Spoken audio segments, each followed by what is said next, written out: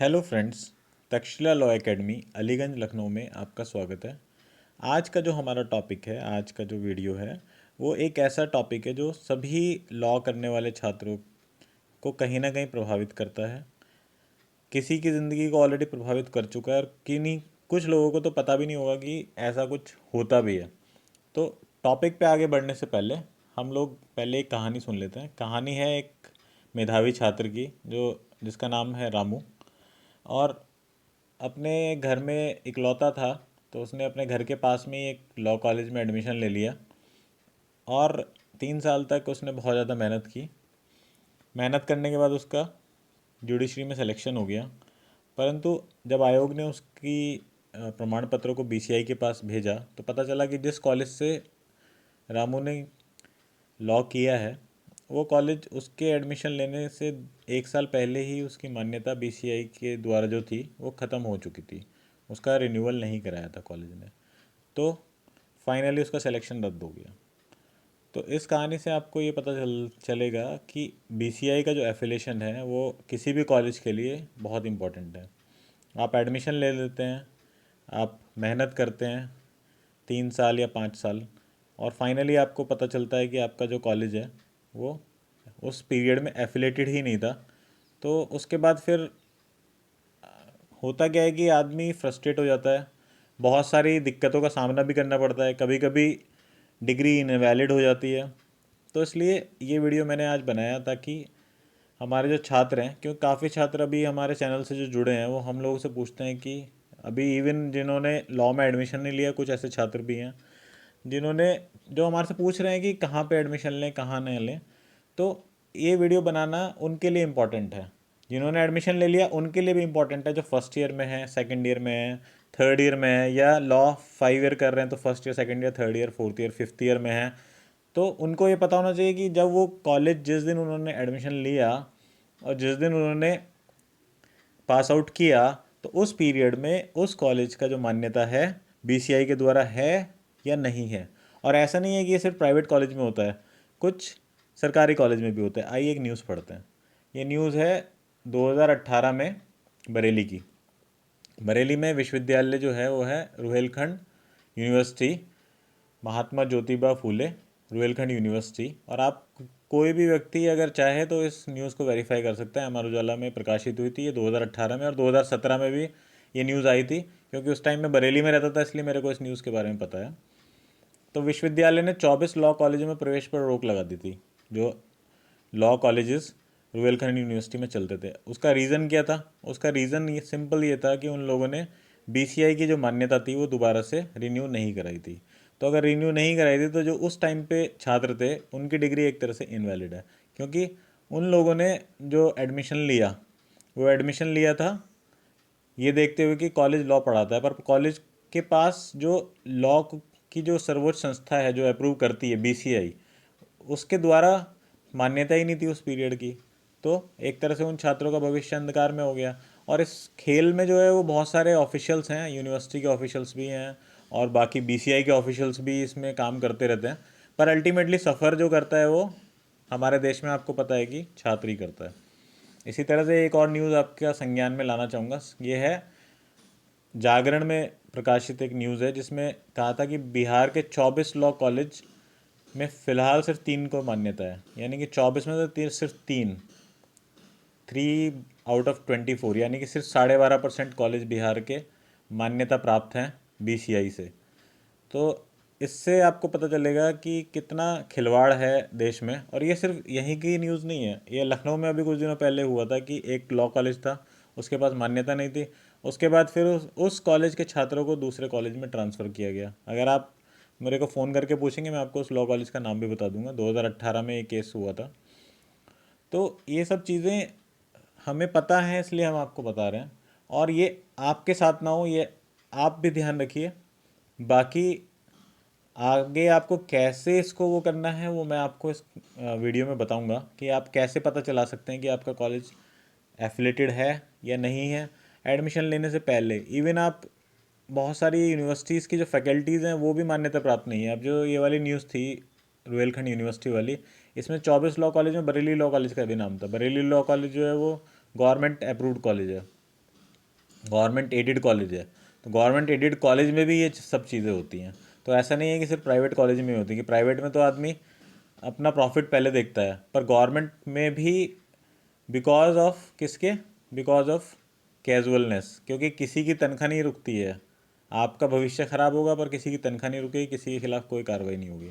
तो ये आपकी जिम्मेदारी है कि आप सजग रहें और अपने बहुमूल्य समय को बचाएं। तो अब इसमें बीसीआई का क्या रहता है कि बार काउंसिल ऑफ इंडिया, जैसे आपको पता है कि कोई भी कॉलेज होता है उसकी दो तरफ की मान्यता होती है। एक मान्यता होती है यूनिवर्सिटी से शैक्षणिक सत्र को लेके, और एक मान्यता होती है लॉ कॉलेज को लेके, बीसीआई यानी कि बार काउंसिल ऑफ इंडिया की। तो बीसीआई की जो फ़ीस होती है वो एप्लीकेशन फ़ीस 50,000 लेती है, इंस्पेक्शन के लिए 30,000, 3 लाख रुपए लेती है पर कोर्स, और अगर 5 ईयर है तो 5 लाख रुपए लेती है, और रिकग्निशन फ़ीस यूनिवर्सिटी से जो लेती है वो 5 लाख रुपए लेती है। तो ये सब फीस रहती है, और ये इनका एक टाइम पीरियड होता है कि 3 ईयर के लिए मान्यता देते हैं।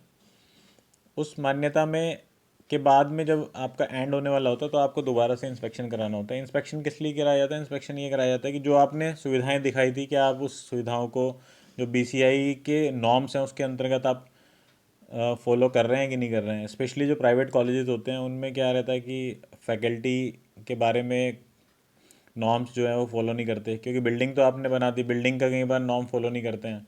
बिल्डिंग आपने बनाई किसी पर्पज़ से और यूज़ किसी और पर्पज़ से कर रहे हैं। बिल्डिंग बनाई लॉ कॉलेज से और यूज़ उसको बैंक्वेट हॉल की तरह से कर रहे हैं। तो ये भी केसेस हैं। तो उस आधार पे जो बीसीआई है वो मान्यता रद्द भी कर देती है, या मान्यता रिन्यू नहीं करती है, या कुछ और मसले भी हो सकते हैं जो कि आपको पता है कि देश में विभिन्न प्रकार के मसले रहते हैं, उनके बारे में हम अपना जिक्र नहीं करें तो अच्छा है। तो ये एक समस्या है, और इसका आपको संज्ञान लेना चाहिए कभी भी एडमिशन लेने से पहले। और अगर आपने एडमिशन ले लिया है तो आप अपने कॉलेज से पूछिए कि भाई आपके पास मान्यता है या नहीं है। अगर नहीं है तो आप सामूहिक रूप से अप्रोच करिए यूनिवर्सिटी को भी, और अप्रोच करिए प्रशासन को भी, ताकि वो इसमें कार्रवाई करते हुए आपके भविष्य से खेलने की इजाज़त किसी को ना दें। अभी एक रिसेंट सर्कुलर भी आया है 5 फरवरी को बीसीआई का, जो कि इन्होंने वाइस चांसलर्स को भेजा है, सभी लीगल यूनिवर्सिटीज़ के रजिस्ट्रार्स को भेजा है यूनिवर्सिटीज़ के, और प्रिंसिपल्स को भेजा है जो भी लॉ इंस्टीट्यूट्स हैं या लीगल एजुकेशन के सेंटर हैं। इसमें इन्होंने फैकल्टी के बारे में भी लिखा है कि क्योंकि नॉर्मली क्या होता है कि डेविएशन सबसे ज़्यादा फैकल्टी में होता है। फैकल्टी जो अप्रूव्ड जितना रहता है उतनी फैकल्टी लोग नहीं रखते हैं। तो उसके बारे में कि provided further if any institution of a university which was already affiliated to university and approved to run professional course of either scheme or both by the bar council of India after inspection of the university falls short of required full time faculty, अगर full time faculty की shortage होती है और पहले से course चल रहा है और रिकग्नाइज्ड है, the new admission in the course में भी required to remain suspended, new admission में कोर्स, उस कोर्स के न्यू एडमिशन सस्पेंडेड हो जाएंगे। पर ये ज़्यादातर लोग ना बताते हैं और ना मानते हैं, फिर एडमिशन कर लेते हैं।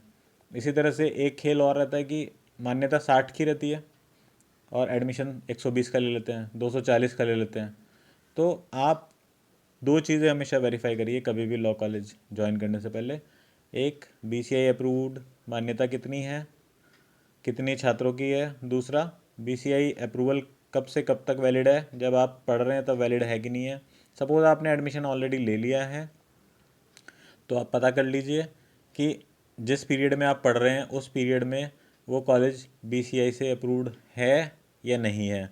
अगर नहीं है तो सभी छात्र कृपया करके अप्रोच करें एडमिनिस्ट्रेशन को, अप्रोच करें बीसीआई को, अप्रोच करें यूनिवर्सिटी को, कि वो स्कूल, वो इंस्टीट्यूट अपना आपका जो फ्यूचर है उसके साथ खिलवाड़ ना करे, और प्रोसेस स्टार्ट करे मान्यता लेने के लिए। क्योंकि मान्यता लेने के लिए प्रोसेस स्टार्ट करने के बाद में मान्यता नॉर्मली मिल जाती है, पर कई लोग, जैसे मैंने आपको बताया कि 5 लाख रुपीज़ पर कोर्स है, तो वो 5 लाख रुपए बचाने के लिए आपका जीवन दांव पे लगा देते हैं। इसके अलावा आप बीसीआई की साइट पे जाके पता कर सकते हैं कि कौन कौन से इंस्टीट्यूट जो हैं वो अप्रूव्ड हैं। उसको आप बीसीआई की साइट से देख सकते हैं। और बीसीआई ने भी एक गलती की हुई है कि बीसीआई ने 2018 तक के ही एक लिस्ट जारी की हुई है, 2018 से 2020, यानी कि अप्रॉक्सीमेटली 700 750 दिन जा चुके हैं, पर बीसीआई को अभी तक ये होश नहीं आया है कि वो अपनी जो लिस्ट है उसको अपडेट कर सकें 2020 के लिए। तो इससे पता चलता है कि सभी लोग छात्रों के लिए कितना सतर्क हैं। तो अगर आपको लगता है कि अगर आपको कोई डाउट होता है तो एक रास्ता और है, आप बीसीआई में डायरेक्ट आरटीआई फाइल कर सकते हैं। आरटीआई फाइल करने के लिए आप मुझसे भी संपर्क कर सकते हैं, मैं आपकी ऑनलाइन आरटीआई फाइल करा दूंगा। उसके लिए आप मेरा नंबर जो है वो नोट कर लीजिए, 7017957008। तो अगर आप डायरेक्ट आरटीआई फाइल करके भी आप बीसीआई से क्वेश्चन पूछ सकते हैं कि भाई ये वाला जो कॉलेज है ये कब तक इसकी मान्यता है और किस किस कोर्स के लिए इसकी मान्यता है। हो सकता है 3 ईयर की मान्यता हो, 5 ईयर भी पढ़ा रहे हो, या 5 ईयर की मान्यता हो 3 ईयर पढ़ा रहे हो, या 60 की मान्यता हो 120 को पढ़ा रहे हो। तो ये आप चीज़ें कंफर्म कर लीजिए। और अगर ऐसा कहीं भी आपको लगता है तो आप यूनिवर्सिटी में शिकायत करिए, या प्रशासन से शिकायत करिए, बीसीआई से शिकायत करिए। और फाइनली आपका मकसद जो है वो ये है कि जो भी आप कॉलेज में पढ़ रहे हैं, जिस टाइम पे पढ़ रहे हैं, वो आप उस टाइम पे वो कॉलेज मान्यता प्राप्त हो। तो ये था आज का वीडियो। आज का वीडियो आपको कैसा लगा ये आप बताइए कमेंट सेक्शन में, और हमें ये भी बताइए कि आगे आप कौन से वीडियो देखना चाहते हैं। हमारे चैनल को लाइक करें, वीडियो को अगर आपको अच्छा लगे तो शेयर करें, लाइक करें, और हमारे चैनल को सब्सक्राइब करें। घंटी का बटन दबाना ना भूलें, क्योंकि हम आपके लिए डिफरेंट डिफरेंट टाइप के वीडियोस लाते रहेंगे जो कि आपके एग्ज़ाम्स के लिए भी उपयोगी हैं और बाकी आपके भविष्य के लिए भी उपयोगी हैं। तो आज के लिए इतना ही, धन्यवाद।